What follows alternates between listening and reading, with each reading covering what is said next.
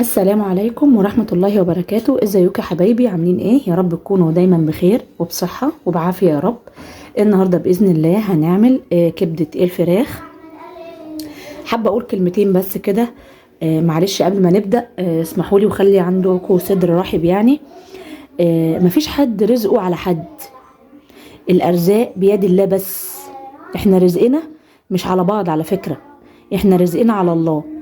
كلنا بنتعب وبنشتغل وبص الحمد لله، يعني ربنا اللي بيبقى عالم بالواحد، علشان بس بإذن الله إن شاء الله ربنا بس اللي بيكافئنا وهو اللي بيرزقنا. ما بنستناش الرزق من حد، ومحدش بيرزقنا ومحدش بيدينا حاجة. الحمد لله رب العالمين، الرزق على الله. معلش استحملوني، كان نفسي أقول الكلمتين دول قبل ما أبدأ. بس تمام يا حبايبي، هنصلي على النبي كده عليه الصلاة والسلام ونبدأ ونقول بسم الله الرحمن الرحيم. زي ما قلت لكم يا حبايبي، ان شاء الله باذن الله النهارده هنعمل طبق كبده فراخ باذن الله، ان شاء الله يكون سهل وبسيط. هنا زي ما اتفقنا احنا جبنا هنا ماده دهنيه اهو. معانا هنا كبد فراخ زي ما انتم شايفين، بسم الله الرحمن الرحيم، مغسوله. انا عصر عليها ليمون يا حبايبي، بيبقى لونها فاتح، بتتغسل وبتتنضف زي ما انتم شايفين كده، وبعصر عليها ليمون او شويه خل، تمام، المتاح لك بالنسبه لك. هنسمي بسم الله ونبدا وصفتنا. هنا معانا ايه؟ معانا شرايح بصل وتوم زي ما احنا شايفين كده معانا. دول اول حاجه هنبتدي ننزلهم في الماده الدهنيه بتاعتهم.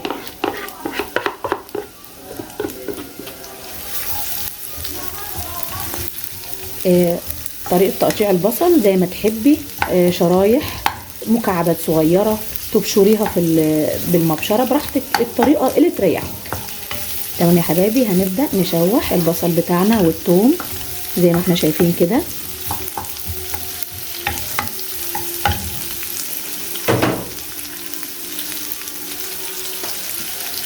هنعمل ايه؟ هنحط شوية سكر على البصل، مش هنحط كتير، هنحط شوية سكر صغيرين عشان بس يكرملوا البصل معانا ويبقى لونه بني ومتكرمل. تمام يا حبايبي، معلقة سكر صغيرة. ونبتدي نشوح البصل بتاعنا كده زي ما احنا شايفين.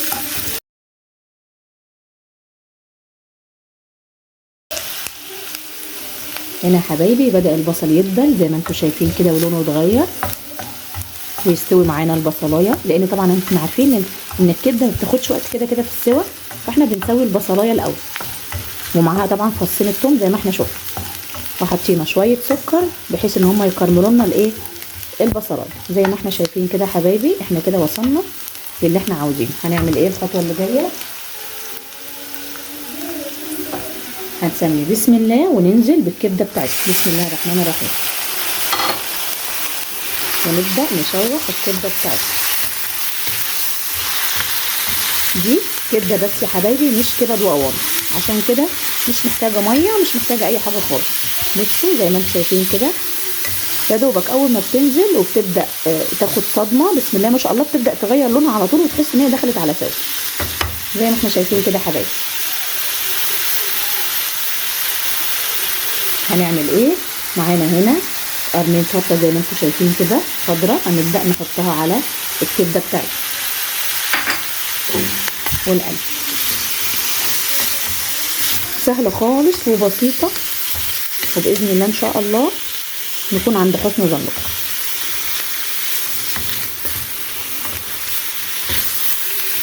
زي ما احنا شايفين كده حبايبي. بصوا بقى، هنا معانا بهارات ايه؟ ملح، شويه فلفل صغيرين عشان ما تغمقش معايا الكبده، انا عايزاها تبقى فاتحه وجميله كده وانا بقدمها. يبقى ملح وشويه فلفل وشويه كزبره ناشفه، ده كركم. تمام يا حبايبي، حاجه بسيطه خالص بيديها صفار كده، ولو نزل منها صوص بيخليه شكله جميل. كركم، كاري، كمون، شويه قرفه، حبه تحابيش كده بتخلي طعم الكبده تحفه يا جماعه، وريحتها كمان وهي على النار بتبقى جميله. بسم الله ما شاء الله. زي ما اتفقنا هنا قلنا ملح وفلفل وكزبره وشويه كركم وشويه كاري وشويه كمون وشويه قرفه صغيرين. لو حد حابب يغير في البهارات مفيش مشكله، براحتك خالص اللي انت حباه.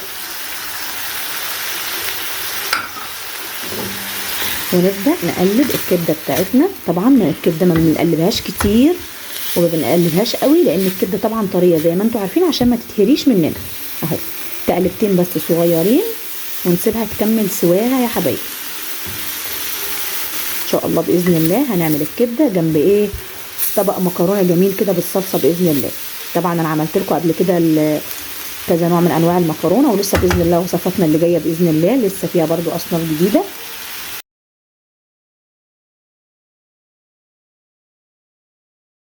بصوا الكبده يا حبايبي بسم الله ما شاء الله، لونها حتى بان عليه بسم الله ما شاء الله ان هي دخلت على سوا، وريحتها جميله جدا وتحفه بسم الله ما شاء الله. طبعا من البهارات اللي حاطينها ومن الشطه والثوم بسم الله ما شاء الله، حاجه كده تفتح النفس.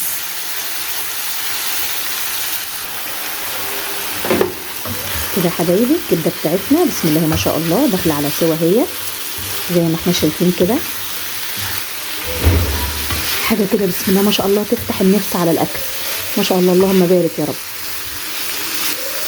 اهو يا حبايبي زي ما احنا شايفين كده.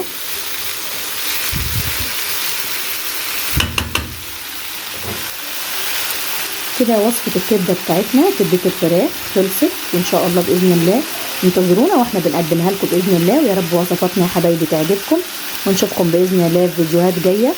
والسلام عليكم ورحمه الله وبركاته.